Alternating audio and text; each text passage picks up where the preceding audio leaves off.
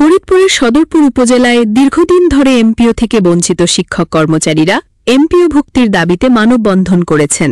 আজ রবিবার ২৭ জুলাই সকাল 10:30টায় সদরপুর বেসরকারি মহিলা কলেজের প্রবেশদ্বারের সামনে এই মানববন্ধন অনুষ্ঠিত হয়।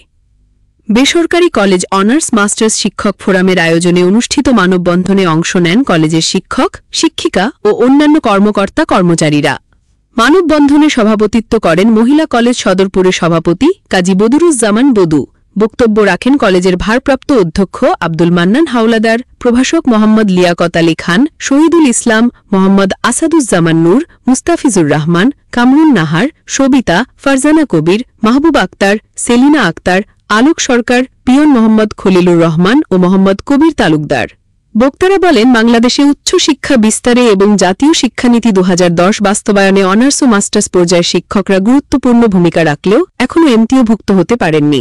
বেসরকারি শিক্ষা প্রতিষ্ঠানে স্কুল ও কলেজের জনবল কাঠামো ও এমপিও নীতিমালা ২০১৮-এ এই স্তরের শিক্ষক কর্মচারীদের অন্তর্ভুক্ত না করায় তারা সরকারি সুযোগ সুবিধা থেকে বঞ্চিত হচ্ছেন।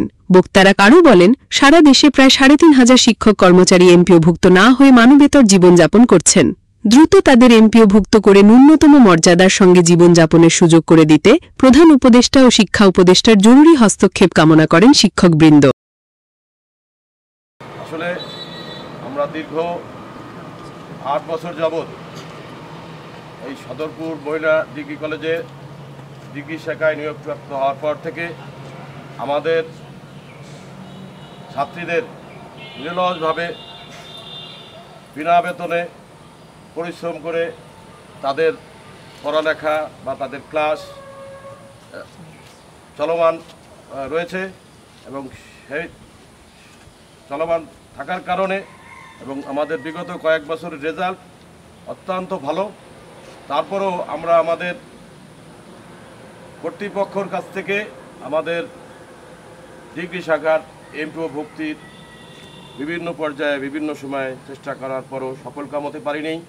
কলেজ থেকে যেভাবে এই শিক্ষকরা এবং কলেজ থেকে সার্বিকভাবে ছাত্রীদেরকে সুবিধা দিয়ে এই কলেজের ডিগ্রি শাখাকে যাতে এমপিওভুক্ত করা যায় এবং একটি পূর্ণাঙ্গ কলেজের রূপ দেওয়া যায়, সেই জন্য নিরলসভাবে কাজ করে যাচ্ছে। বিগত 3টি বছর সুনামের সাথে ডিগ্রি শাখার ছাত্রীরা ভালো রেজাল্ট করেছে এবং এই ডিগ্রি শাখার যারা শিক্ষকবৃন্দ আছেন ইতিমধ্যে 8টি সাবজেক্ট অনুমোদন হয়েছে। সেই 8টি সাবজেক্টের সাথে 14 জন শিক্ষক কাজ করে যাচ্ছে নিরলসভাবে।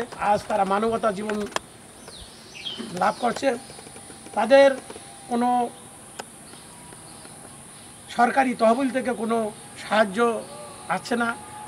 যখন এমপিওভুক্ত হবে তখন তাদের একটা সংসার চালানোর জন্য একটা ব্যবস্থা হবে। আমি মাননীয় উপদেষ্টা, প্রধান উপদেষ্টা এবং শিক্ষা উপদেষ্টা এবং মাননীয় ডিজি মহোদয়ের কাছে আমি অনুরোধ করব, এদের ন্যায্য দাবি যাতে সদরপুর মহিলা কলেজের ডিগ্রি শাখা এমপিওভুক্ত হয়, সেই জন্য আমি এই কলেজের সভাপতি আপনাদের অনুরোধ করছি, আপনারা অতি শীঘ্র এই দাবি এমপিওভুক্ত যাতে হয় তার জন্য সুব্যবস্থা করবেন, এই আশা ব্যক্ত করে আমি আমার বক্তব্য শেষ করছি। আল্লাহ হাফেজ।